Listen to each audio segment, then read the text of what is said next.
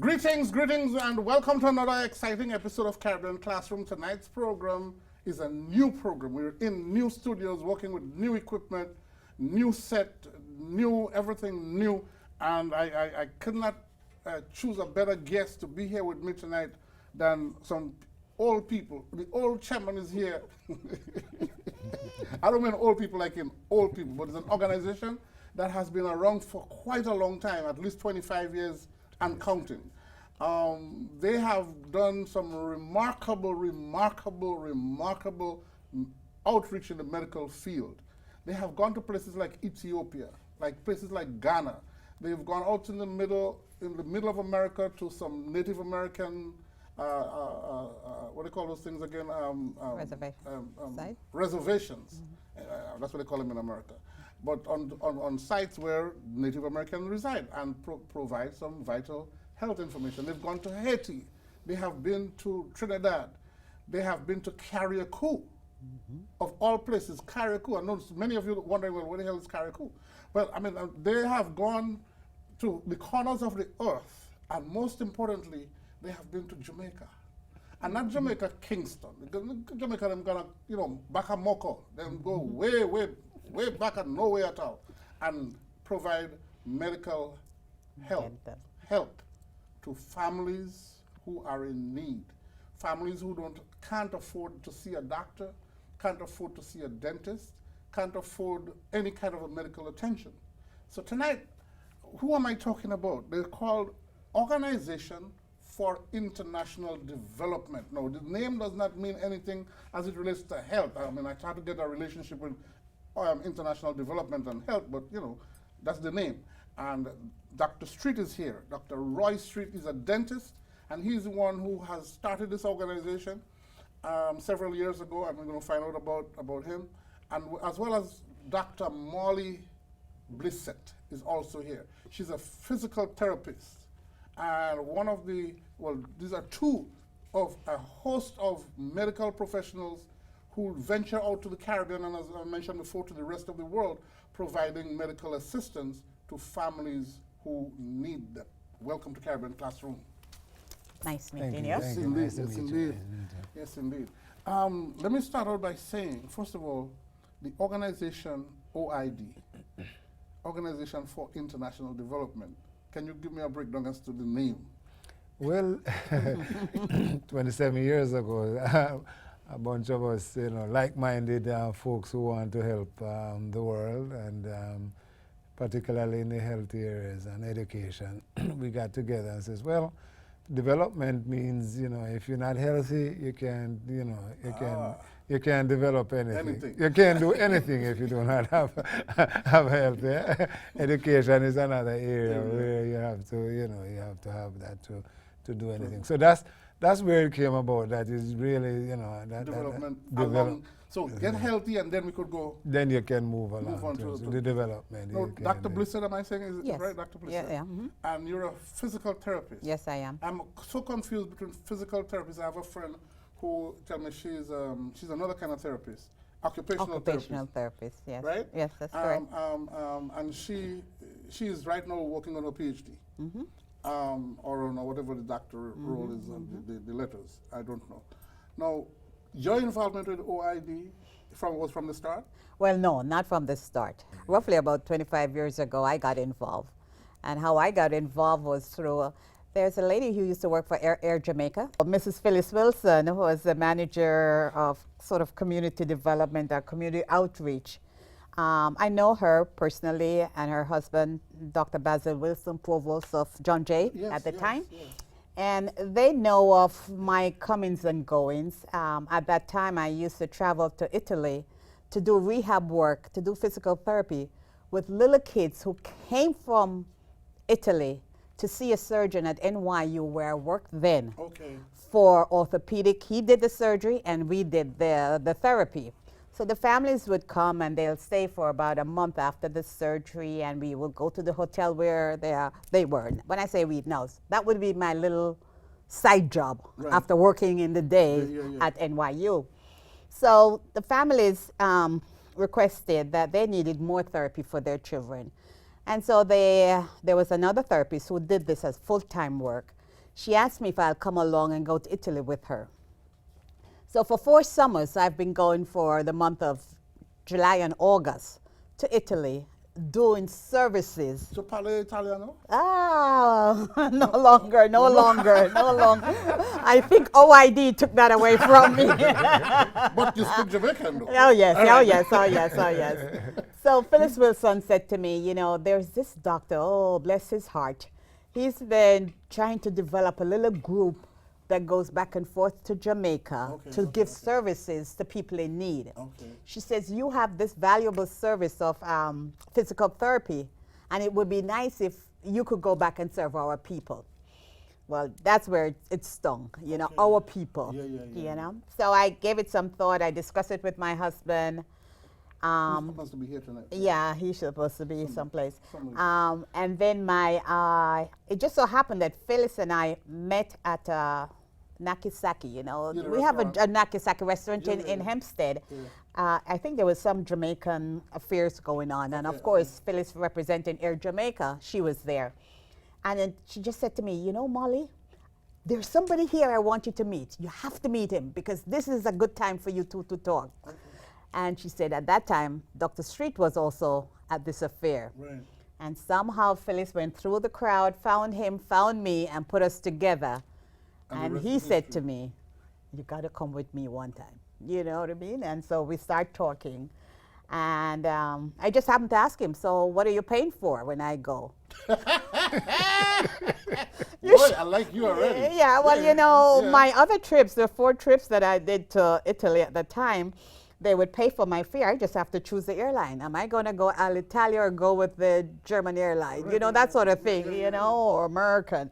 They paid for my fare, they paid for my stay, they fed me, and they gave me a little something to come back, you know. So when this boss from OID said to me, you got to come with me, I said, so what do I have to do? He says, come, you know, we'll tell you about things. When you get there. But before I got there, I kept asking about the fare, you know, and he says, don't worry, Air Jamaica is giving us a little discount, so I'll tell you about it. I paid my way, still didn't get anything back, and I just kept paying my way. Over the 25 years, I'm still paying my way, you know, but it's something you get hooked to. It's a passion. And you get to see a side of life that you don't get to see being in a hospital, at the nurse's table, station, at the dentist's chair. People who are, I mean, I could use the word destitute. Precisely, yes. Some of them are really destitute. Very much so. Very much so. Give me a story that's stuck in your head from any of the trips, any of the places. I mean, I know that there's quite a bit of them. Well, you know, I must tell you, in terms of appreciation and destitution of people, Ghana, I never forget the first time I went to Ghana.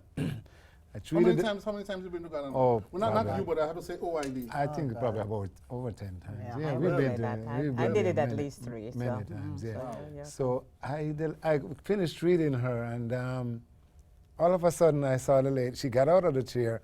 She went down on her knees. I'm like, oh my gosh, she's fainting now. So I'm getting ready now to take care of her. So rescue mode. Rescue mode, yeah, that kicks in. So, you know, the interpreter, the nurse who was working with the Ghanaian says, no, there's nothing wrong with her. She's just thanking you. And I said, my God. You know? Wow, at your feet? At my feet. She nailed down right at my feet. She just got out of the chair, dropped on her knees, and clasped her hands. And, you know, so, I mean, you don't need anything more than that. You're telling me the hairs are standing Incredible. Carol McIntosh, you know. Oh, yes, we went to Grenada and Caracou with her. She got you to Caracou? Yeah, Caracou, we've been to Caracou, we've been to Can One. We've also Petit Martinique. Yes. And Grenada, we have done some. Yes. Oh, that's your backyard. I love over there. It's beautiful. Yeah, but you've been to Grenada, though? Yes. Done some work in Grenada. Yeah. But can I tell you an interesting story? I see you driving. There's a picture of you riding in a tractor. Yes, in Petit Martinique. Yes, because there was no nothing more transportation. And of course, Petit Martinique. Yes, they don't have any. It's a ferry that it takes. Yeah. A little boat, yeah. But we took I'm that. going to say emphasize little boat. Oh yeah, that Little- little one little- that we traveled for. But you know, it's funny that I have to share with you that particular day. That particular day, I remember clearly with Petit Martinique. You know, we was trying to finish up, you know, before the night came, you know, the darkness. So this guy who was taking us back over to Caracou, he says, you know, I don't have any lights on this boat, you know. So we're sitting on the boat, and I don't have any lights on the boat, you know, and there's rocks out here. So he was up on the upper deck and running up and down. I'm like, To make sure you hit no rock. yeah. I says, oh, are we going to make it out of this? Listen, though, you guys, I mean, you're taking chances. Other than, it's more than just, and I had to mention here Hero, which is the other component of not of your organization, similar organization doing similar work. They mostly concentrate in Guyana, who do, and I last time I referred to them as taking one donkey, 3 donkey carts, a donkey, and five boats of various sizes to get to where they got to go. I went with one of them once too. And again, I mean, you guys, like, tell the story about the bus that when the brethren tell you they're going to name it. Oh, name it you know, in Jamaica, we have a mobile van, and, you know, for those who might know of Royal Caribbean and Caribbean Food Delight, it's an opportunity for me to just say publicly to thank, yes, you know, Mr. Hosang and the family and his foundation for giving us that van, which we had 10 years ago. He donated to us, and it's equipped with a medical and dental suite. So this last trip when we were into Jamaica, I mean, you've seen roads that are so horrible. So we got to a point where where we were gonna do the health fair, but we couldn't get to the exact location where, you know, the whole thing was set up. So the driver says, you know, he got out and he looked at the road, and there's an embankment there, and he says, you know, I'm not taking this bus, you know, across this road here because it's gonna go over the embankment. So and you're talking about going up a hill now. going up a hill, and then there's this, you know, this huge cliff that, you know, if the bus, you know, slide, if that wheel get over there, you would be gone. So when he stopped there and he was sitting there chit-chatting with the folks there, one of the local fellows said to him, say, you know, sir, you know, you should have gone there, you know, and try to go over there. And if that bus went over the gully, you know, they would build a wall and they would name it after you.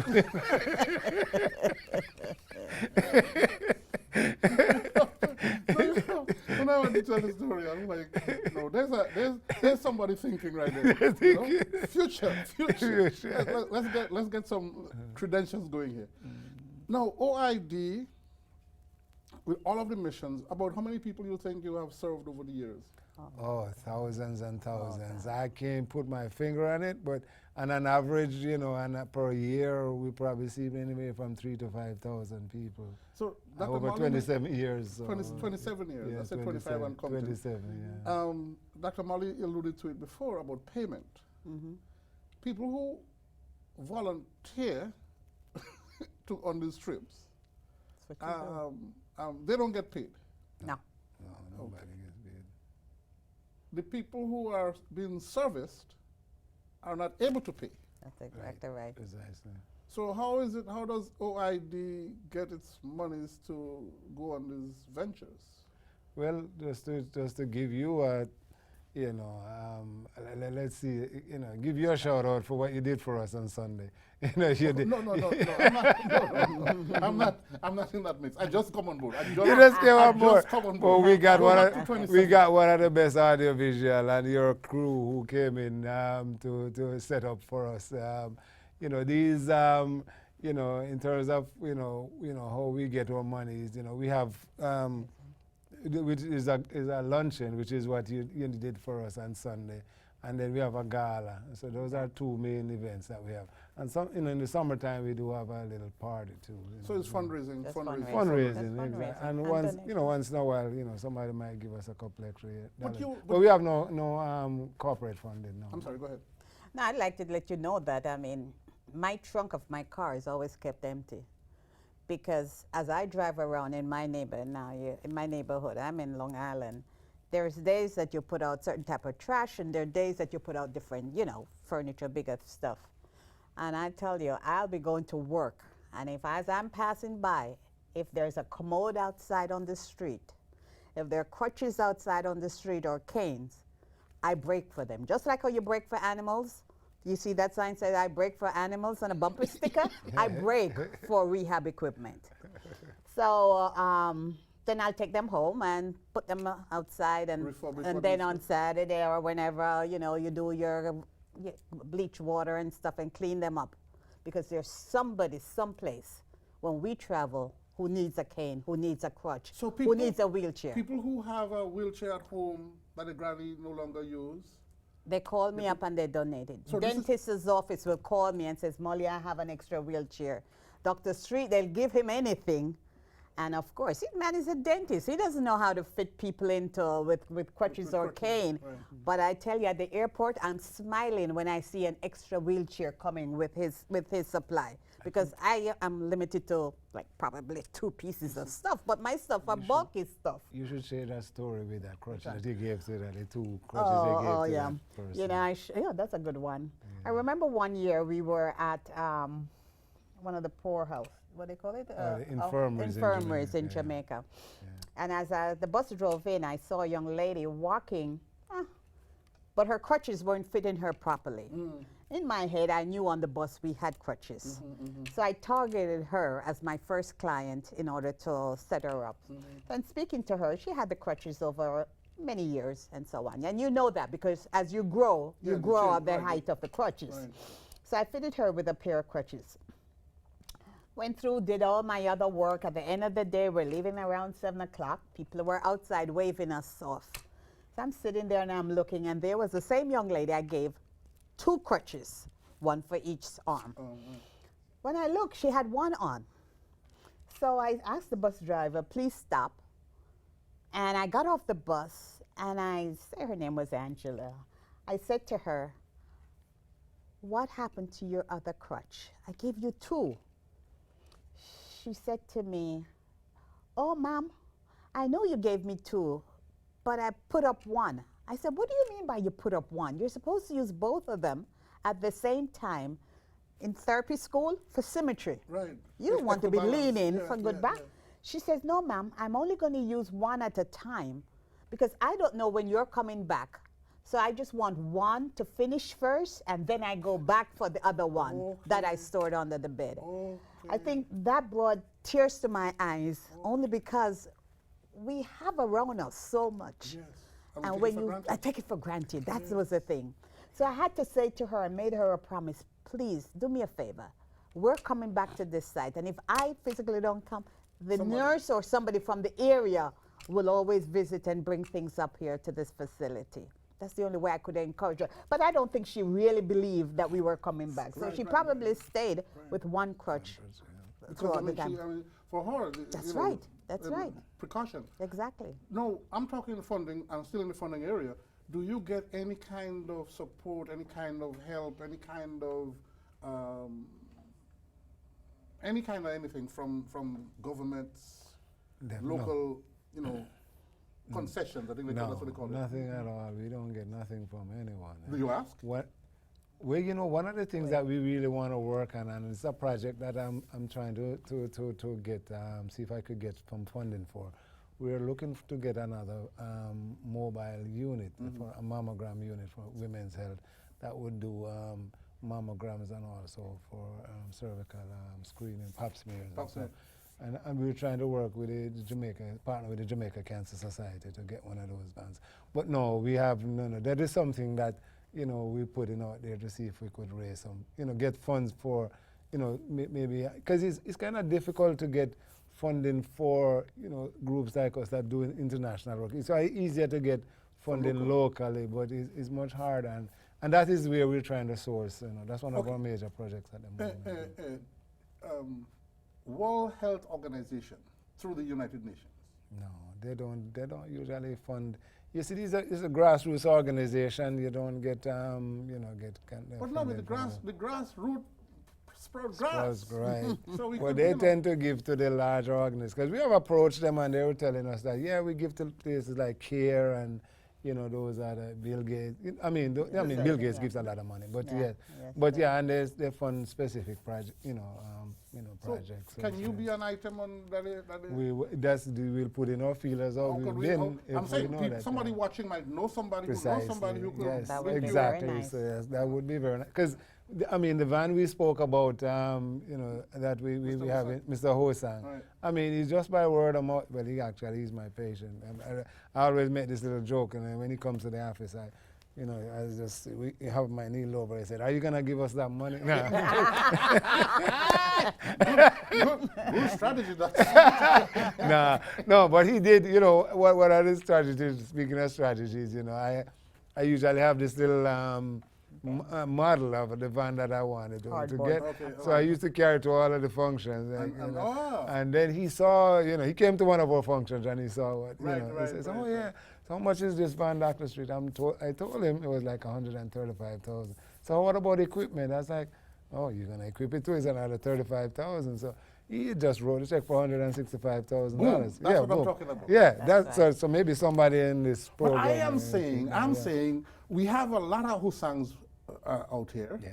and a lot who I'm sure would see this because you are a 501c3. We are a so that people can 501c3, write it off as in the taxes. Sure, so if somebody, one of you watching who know people with good money, I mean real good green money, OID is looking for a mammogram van. Yes. And maybe one in each country that you go to. So you could have one in Jamaica. Precisely. You could have one in Ghana. Yes. Because Ghanaians watch the program too. Of course. Yes, and maybe we can have now that we have a new president, maybe have it flying, but on US, what do you call it again, Air Force One. He doesn't need to use it.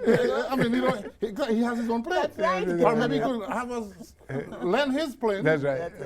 To OID. Of course. Because he has US One or Air Force One, whatever they call it, that kind of thing. I'm just saying because. I mean, your work, the work that you do, and I mean, it's admirable. And I'm not just saying it because you're on the show.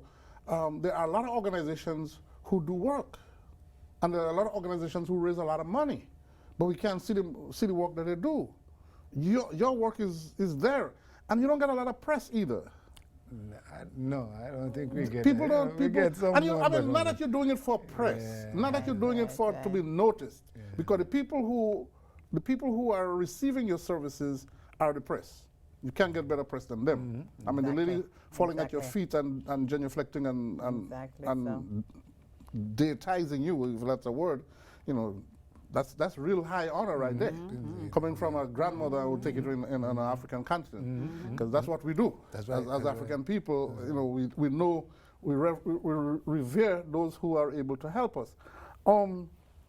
Children.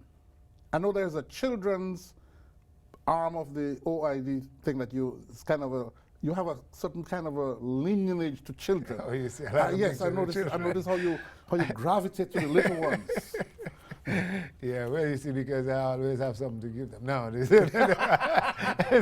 they don't like me as a dentist, That's what gifts I can give them. But Dr. Blissette does has a lot of kids with children. I would just want her to elaborate a bit. One of the things that I do, I search for the children and do an outreach, especially in my area, for children with special needs. Right.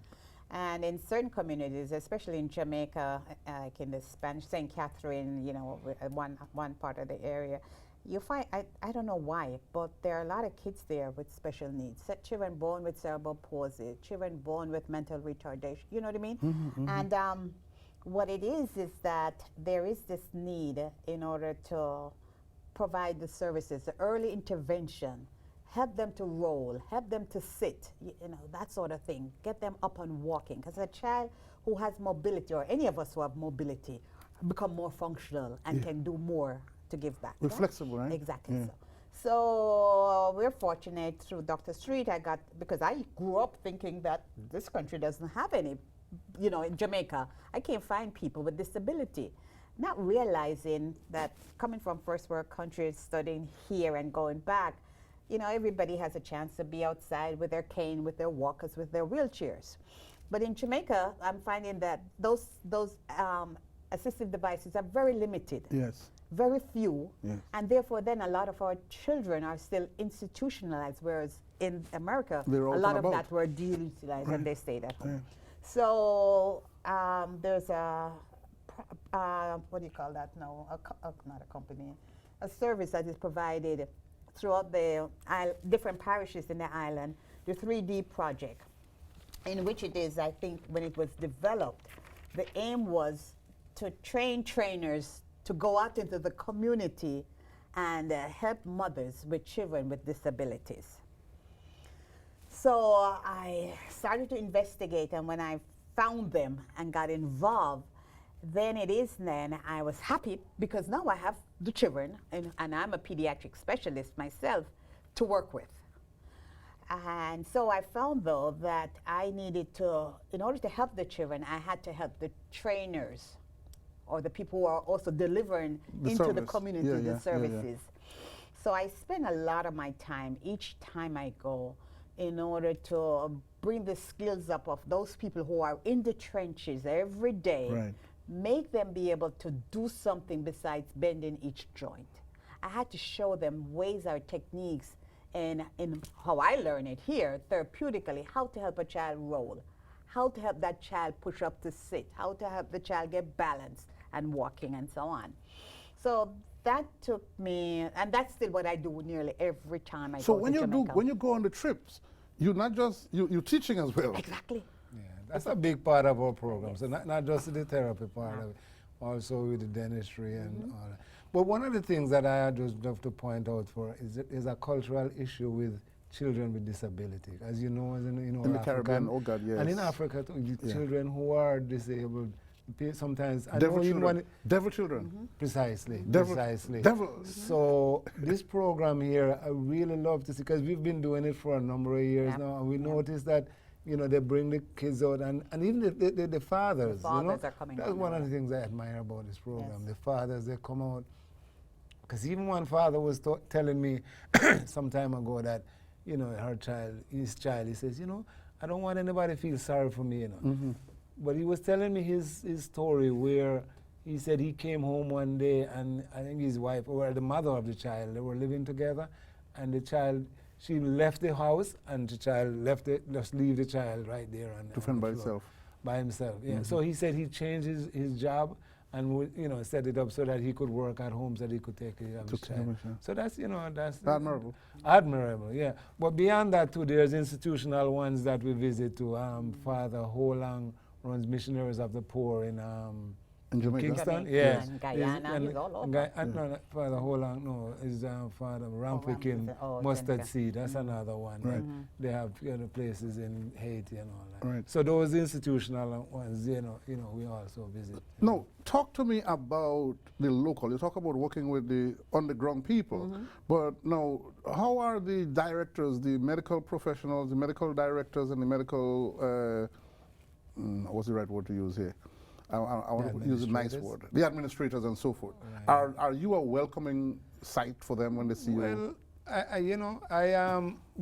Jamaica is very strict on those. Not Jamaica, just not because you. In general, in general, we have our problems, because one of the toughest places that we have to get to, especially customs, is Ethiopia.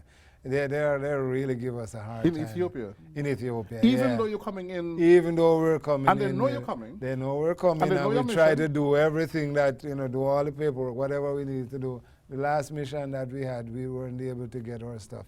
I mean, we were, the only thing I got back was our bags. They wanted to charge us, even though we had we sent a list of the drugs that we were bringing in and all that. They still wanted us to pay the taxes, and we said. So when they keep it now, what happens to those items? Well, it gets on the black market because the custom office. You don't know that, but I'm saying I could say it. I could say it. It's my show. You could say it. Yeah. That they keep it, and then they turn around and sell it. Right. So all we get is the bags. The last trip, yeah. But that doesn't deter you from wanting to. Oh no, not at all. Not at all. That just because for example, on that particular trip, I must tell you one situation there. Same anesthesia we have there at the airport. That they wouldn't let us. We needed that so badly. The patient came into the, a little local hospital they have there. They didn't even have anesthesia to, he had some stab wound, and they just held the patient down. They didn't even have gloves to administer. Yeah, they held him down, put in the sutures, and, the guy fainted.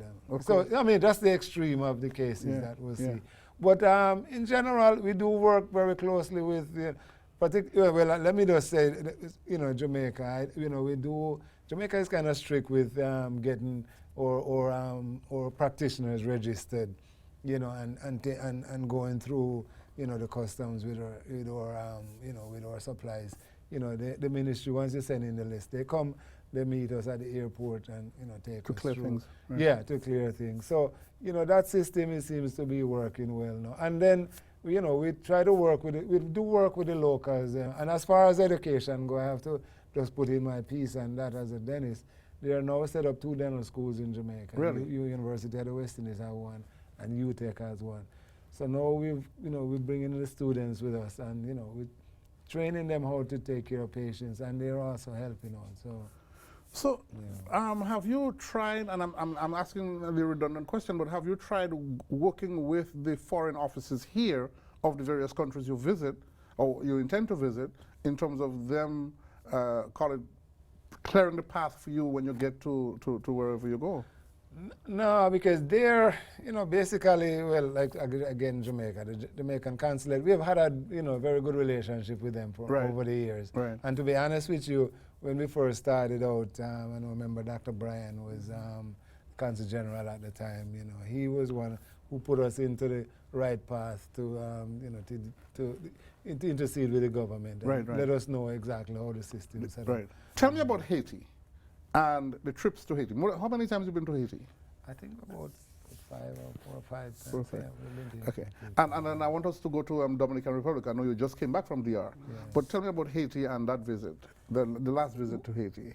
Well, our last visit to Haiti, we were up in Cap Haitian, up in the north. But we've been previous to that, just after the earthquake, we were in Port-au-Prince actually. So it was, well, speaking of the last visit, I don't know if they still are, but they were on strike. The hospital workers were on strike. So we really had, a lot of people that came out that needed to get treated. And we're also working with an orphanage that, there's a number of orphanages in Haiti. So there's an orphanage there that we worked out of, and we've been sending them back, supplies. Like, supplies, and it has gotten there, there's a big issue there, when they come, when you speak of Haiti, in terms of things getting there, because I know, after the earthquake, all that money, people have been talking about it. What happened to all that money that, did they get, what happened, Haiti should be much better off now. But, my point I'm making with, our involvement with Haiti is that, we get things done, and, whatever we get doesn't go, into the wrong hands. It goes directly to the people. It goes directly to the people. Yes. And that's important to emphasize. Now, Dr. Streete, you mentioned something about the fitting of the crutches and the cane. And I want you to go back to that for a minute and talk about those of us who have walking sticks in our basement and canes in our basement and other devices. I like the word devices. I never think of a walking stick as a device, but other devices that we take for granted that, we throw it away in the garbage. I just had a set of chairs on my porch that I've been sitting forever. And my wife is like, when are we going to get rid of this? When are we going to get rid of it? And so she finally, I didn't fight with her. She just put it in the garbage and it's gone. Because, we take it for granted. What can one do who may have these things, and how can they get it to you? Well, we do have that website, right? Yes, we have a website for the website OID. They can so then that's a nice way to get in. That can get in touch And the with us. website is? And the website It's is www.oidinc.net. oidinc.net. oidinc.net.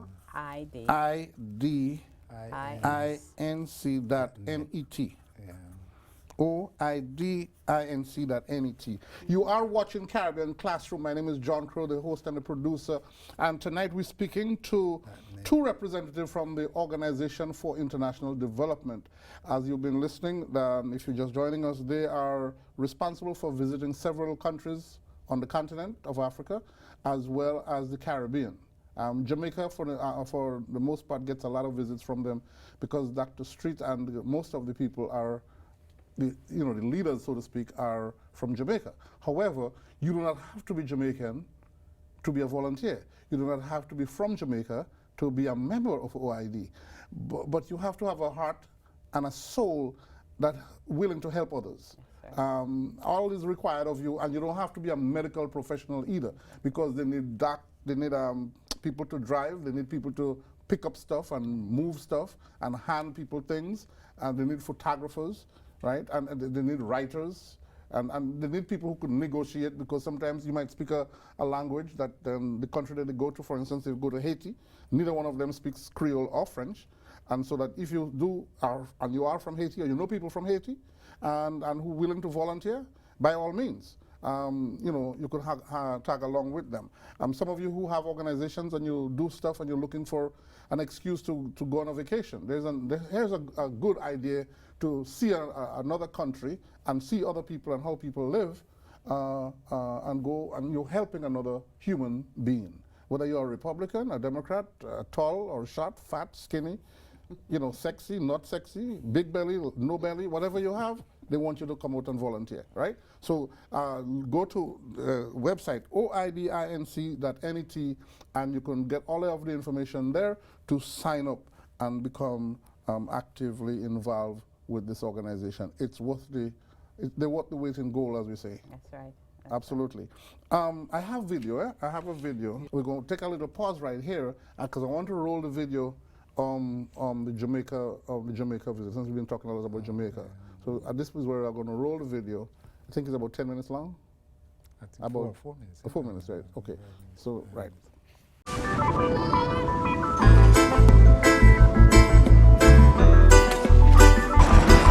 My name is Micah, and this is my friend Anika. We're in Jamaica to bring medicine to other people in Jamaica and help them feel better if they're sick. The Organization for International Development has been helping others to help themselves for over 25 years. The group's founder, Dr. Streete, began with dentistry, bringing this much-needed specialty back to his hometown in Jamaica, but then expanded the humanitarian work to multiple disciplines and areas across the globe. So the eye is a little bit irritated. And this is on both sides, though, here and this side, okay? We started back 27 years ago with 7 dental personnel back in the western part of the island. Actually, it was really my hometown.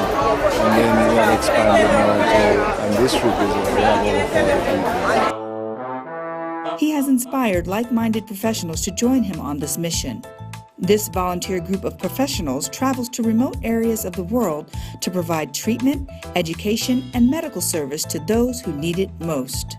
Our mission is helping others to help themselves. This is a multidisciplinary organization, meaning we have nurses, gynecologists, dentists, social services, social workers, volunteers from various stratas of society. Even librarians come, and quite a bit of psychology in terms of interviewing and counseling. People are generally thankful for them coming here to be with us, because many a time it is not only you getting medical attention, but they will bring the community gifts and stuff like that, and they will give things to the school. Their students have benefit tremendously. So by extension, the community itself would have benefit from the improvement in the school, the health of the people, the students in the school. And then, the community as a whole, everybody does benefit from that. There's a great need, especially in some of these rural areas and inner cities. Because even though we have I would say a fairly good health system here in Jamaica, but access to care can be difficult for some of these people, because you have to travel long distances sometimes to get that, especially specialized services like ophthalmology and dental. We get up the crack of dawn to get to these remote areas of Jamaica. Remote meaning there are some roads that are not roads. There are ideas of roads. Then we travel to the areas. Sometimes it takes us 2 hours, 3 hours because of the rough rough terrain. Then we get there and these people are waiting for us. Here waiting on you from the morning. I've been trying to get here. You don't like the rain? Been waiting from 6 o'clock in the morning because they're so anxious to get some of the services that we offer. And we never leave until everybody is served at the end of the day. Pediatrician. We come across things like asthma, especially that's very common because of allergies in the area and all of the respiratory things that we come across. Okay? Diabetes, and we do finger stick, we check the glucose, they may have family history. We do a lot of screening and health history information gathering. The top of the line though is hypertension, high blood pressure. Almost everybody we meet, including young people with high blood pressure. So we have a lot of teaching to do there. So we're going to have an activity, and it's going to just help us get comfortable with it. The community is very receptive and they are thankful for the service because many persons don't access health care. So it's a blessing for so many of them. What I say about OID is that I always said it's easier for me to donate the money, but they have donated their heart into this thing. And I just want to thank Dr. Streete and everybody who volunteered, because you have given up everything and helped the less fortunate. I just want to thank you. Thank you. Welcome back, and I hope that good information from Jamaica. What I get from this is that there's a lot of work to be done. Those of us who are here, we don't realize how fortunate and how good we have it. I mean, we get a little delay on the train, or there's a little stuck in traffic, and then we're going crazy. But a lot of mercy. Our children, they need us. And thanks for OID. And let me just make a correction. OID is oidinc.org, not NET. I mentioned before NET. But the website is oidinc.org is the correct website. So please visit the website. And like I said before, they're looking for volunteers. They're looking, and again, you don't have to be a professional in terms of a medical professional. And as long as you can pay your way, because that's, unfortunately, they don't have the funding that they're going to pay for you, but you're going to be fed, and they're going to make sure that you have a place to stay. But in terms of you having to get paid for it, no. Marley's still waiting for her first check. 25 years. From the first trip, 25 years ago. So you ain't getting yours. Anyway, Dr. Streete, before we went to the video, I mentioned the fact of you were in DR. Yes. For not so long ago. Yeah, we were in DR. We were invited by the Bate Relief Organization. Bate Relief Organization. Okay. We were actually working with those Haitians that are living there in Dominican Republic. Haitians, Dominican, they are DR citizens. Citizens, yes. But they're actually from Haiti. From Haiti. And I'm sure you must have heard on the news. Tragic. The situation with them, if they weren't, the documentation, if their parents, even though they were born, most of them were born there, if their parents were not from DR, they didn't get their paperwork. They're not DR citizens, and so they'll be sending them back. Some of them don't even speak Creole, for that matter. As a matter of fact, we had one of our volunteers was, more than one were Haitian, and but she was in particular was telling us that the Creole that some of them try to speak, is really it's like they're struggling. It's like when I try to talk Jamaican. Precisely. So these communities really are destitute, really. But we spent 2 days working working with them, and this organization, they get some.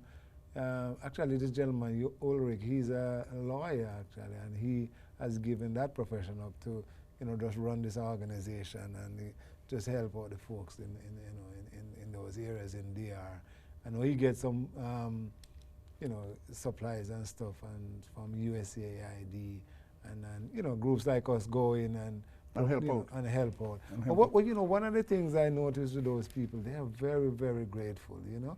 I haven't found one of them that would be, sometimes you go, once in a while, you might go to some places and some people want to rush the line. They'll be standing there all day. They stand out at the front and wait for us, and then when the door is open, they come in and then we sit them in an area where we screen, they're screened, and they're put in another area where, you know, some more procedures are done. You know, they're very, I mean, I was really impressed to see the way these people, the patience that these people have, you know. I mean, it's well, when you can't, you're not getting help or you can't get help, and you're getting it, you're grateful to get it. Do you have a private practice? Not anymore. But do you see private? I see private patients through an agency, the St. Mary's. So you've been doing this for how long now, professionally? I mean. Professionally? Yeah. Wow. I think I've been doing this for nearly 40 years. Wow, you look like you're 25. Oh, appreciate it. No, it's the work that does it. Yes, good crack. When I say good black don't crack. Yeah. You're a testimony of that. Is right there. But when you work with especially children, because as I said, pediatric is really my love, my passion, and that's my specialty. You have to be on the floors with the kids. I work here with children in early intervention. They keep you young. They keep you young because you have to be down there playing, and play is what they want to do. Right. That's their form of work. Right. So it keeps my spirit in the happy move until I get home. And they could really dig this dig your heart out your chest. Well, you know what happens? Because they're so cute. They're cute. Their disabilities, I treat their impairments. You know, they can't walk, so I help them with the walking. But I'm not sad when I'm working with them. No. You know what I mean? My people will walk around and says, "How do you do it?" Well, look at the face of that child. Yes, especially when you take a toy and you interact with them through toys, because that's what they know to play. Right. So, you know, through this organization, I collect you know, the equipment such as crutches and walkers and things that they need to help them to be upright. But they need to play. I need to take toys to them. They play with a toy, they investigate, they break the toy, they throw it away. That's what you do with a toy. So sometimes I would leave a toy with a facility, or leave toys with facilities when we go to some places. Right. And I said, what happened to the toys? Or I may go and say, there are toys up here, why aren't the children playing with them? And they would say to me, Mom, they're going to break it up. Well, that's how they play with it. They're sensory seekers, you know? And so through the organization, and that's where our fundraiser come in. You know, they need it for the meds, which is very important when they're doing their dental work and any medical stuff. But some of the fundraiser money, then I'm begging for a little money to buy toys, because that's what my kids But need we could also donate the toys. You could donate nice, clean toys. Those that our children have outgrown. As a pediatric, I would say yes, but I'm also very particular in the sense that the toy has to make sense to the child. Age appropriate. It has to be age appropriate, but not only age appropriate, but it has to have a light. It has to make a sound. It has to feel furry, funny, whatever, so they get that sensory touch. So within my organization, they know, they just look at me and shake their head, because I go all out for what the toys that I'm going to, in the little space we have to take things, it has to be worthwhile. It has to move. You know, it has to make that noise that you want to say, shut it off. But for a child who doesn't hear that all the time, it's something that attracts them to move. Tell people how they could reach you if they want to. I want to say through OID. I want to say through OID in that way, you know. And then I also want to reach people too that are there, physical therapists out there who are interested in traveling with us. Right. The nice thing about our group is that we are what we call short-term volunteer group. We go for a week. We go for 2 weeks if we're going like places like to Ghana, or when they went to India. Right. India? Yeah. I didn't know about India. Oh, yes. We went to India. Went to oh, yeah. They went to Bombay. Like I said, 4 points on the... Oh, gee. Which part of India? We were in Mumbai. Have you seen in the movie Slumdog Millionaire? And I will, you know that. Right. Well, it's exactly in that area. Yeah. Okay. We were there. It's just that's just another hour. Another hour. It's just phenomenal. It's just amazing how people survive in those places. have the same ambitions like everybody. Like Speaking everybody of else. children, you know, Right. they have the same ambitions. Mhm. Yeah. But I my am- number, I can be reached if anyone. My number is my office is 718-652. 652 3978. 3978. And you are a you're I'm a dentist, yes, right? yes. So you fix teeth. Yes, precisely. Now, yeah, how gums and all how that. much on the outreach do you do? When you do the outreach, how much do you emphasize in terms of nutrition? Prevention. Prevention. That is one of our biggest area. And as a matter of fact, why I mentioned to you in terms of having the students come with us, you know, to follow up with them. You know, we try to, as a matter of fact, what we're trying to do is some of these preventative things that we do in dentistry. We're trying to get them to, you know, follow up with those patients. For example, there's a procedure that we put, you know, called sealants. That is a plastic material that one puts on the back of the back teeth, because those are the teeth that tend to get cavities first, and especially in young children, when they get their first 6-year molar, they call that. That's not going to change. So we try to put those, you know, those preventive things on there, and that helps them. So what we can do, we ask them to go back and do that. So we see a lot of children in the schools, and then what we do with them, you know, sometimes we can't see all of them individually because there's so much of them. We group them, and you know, and do the education and give them, you know, oral hygiene kits, you know. To they take it home and take it home. practice. Yeah. So that's the biggest part of our Talk about the nutritional part. Yeah, well, that's another big issue where a lot of them have cavities because they, you know, we have to, because if you even look at them, you know, what they're having sometimes, you know, it's kind of sad, because back when we were growing up, you would have your cornmeal porridge in the morning for breakfast and all that. Nowadays, you'll see them as an icicle, you know, some sugary drink. Yeah, what did they Buster, or that big one there, bigger, you know, Jamaica has that. Yeah, you'll see that. That's what they're having for the box juice. The box juice and all that. So we're trying to discourage them from, you know, drinking those things. And well, one of the things I know is, you know, some of them don't have anything else, but one of the things that we really try to push is to make sure that the child doesn't, you know, explain to the parents or the children, for them not to go to bed without brushing their teeth. That's when most of the, you know, the damage takes place at night, because there's no saliva flowing through to get the, you know, the acid from the bacteria that's produced from eating the, you know, the sweets.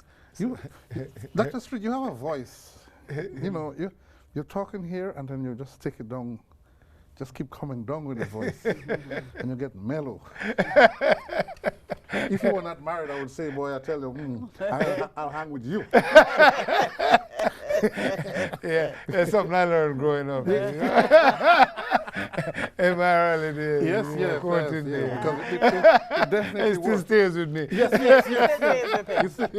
It's like when we see all the crowd and when we see all that needs to be done in the preparation to go, and we don't have enough, you know, the clinicians, and Dr. Streete would just put his hand, don't worry, it will work out. You know, his voice is, don't worry, it will work out. I hear you on the trips. You go from sun up to sun up. Oh, yeah. Well, you know, one of the things that I try to do when you get there, you know, and depending, as Molly says, the amount of practitioners, I know exactly how many patients we can see for the day. Especially with dentistry, you know, that's my, because when I see that, I just get in my little corner and do my thing. And you keep moving. Yeah, but the thing is, I says, look, say for example, we're going to register 30 patients for today. Now, these 30 patients, a lot of them are there from 5 o'clock in the morning, yeah? And you know, if you're there, as long as you're there, I'm gonna see, right? You know, and that is why I end up in trouble with, you know, with the rest of the team. Yeah, but if you're registered, you're gonna be seen, right? You know, so well, it makes sense. That is what. Because you're only there for a week or 2 weeks. Yeah, well, it's just for a week, and most of the time we might maybe a 1 or 2 days in one location. So you know, we set it up. You know, that's why I get into it. And dentistry, again, dentistry is another issue because, you know, not to belittle my physician friends, but for the most part, as a physician, you just write a prescription. Dentistry, you could go in, try to get out a tooth, you can't come out, you know, you have to go for the root. So it's not a 1, 2, 3 thing, you know. So again, that's where I get in trouble. You have to bring out the heavy equipment. You have to come out and heavy equipment indeed. So that's another thing that we really need, even on this last trip. we had about 5 dentists with us, and we just had like one of we have these, portable chairs, dental chairs, and the heavy equipment as it drills and stuff. So we ended up having to make shift, for all the dentists to work, with the patient. So that's something that we're really looking to get more of these portable equipment. Yeah. I mean, again, we have nationals, and I don't care what country you're from, who know people who know people. And you have dentists who are upgrading from time to time. Exactly. So a dentist, for instance, who's upgrading his equipment, that old equipment is welcome in India, in Jamaica, in Haiti, in Grenada, right? Yeah. Ethiopia. Yeah, we always, as a matter of fact, if we could get it past customs.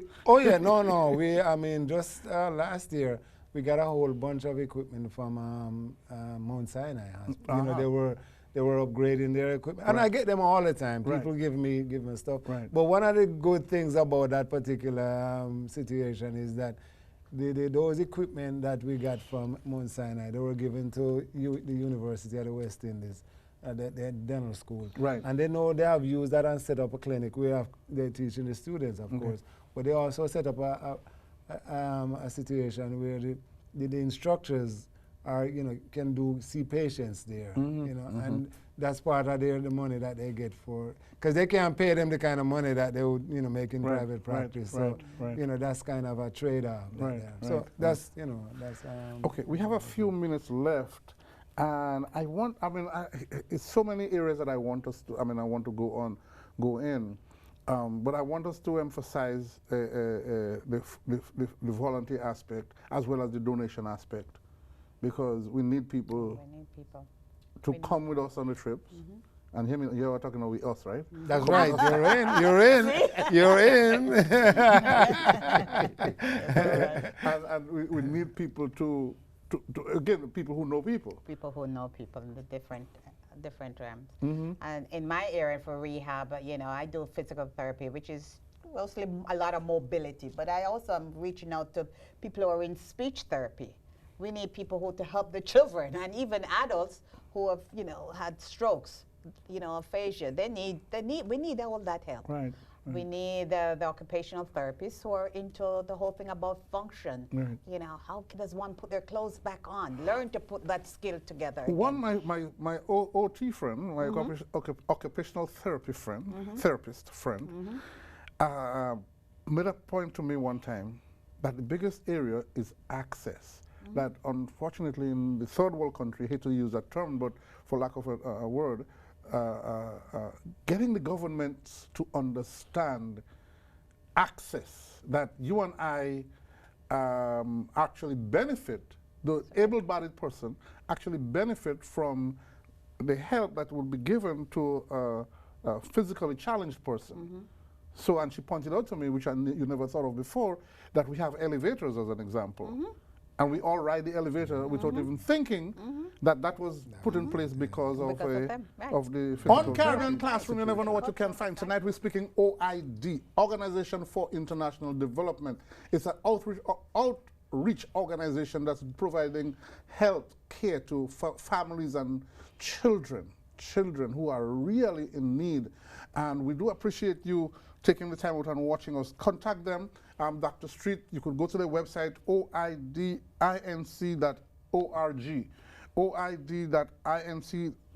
oidinc.org. You could call Dr. Streete directly, 718-652-3978, 718-652-3978. My name is John Crowley, producer and the host of this program. I have to give thanks to the entire crew. Tonight was a beautiful night. We're back inside of the studio. Hopefully this is going to be the continuation of.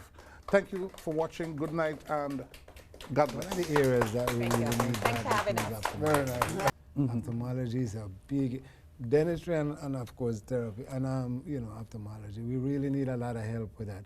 What we do, there's an ophthalmologist that goes with us sometimes, and even if there's not an ophthalmologist, we would bring reading class.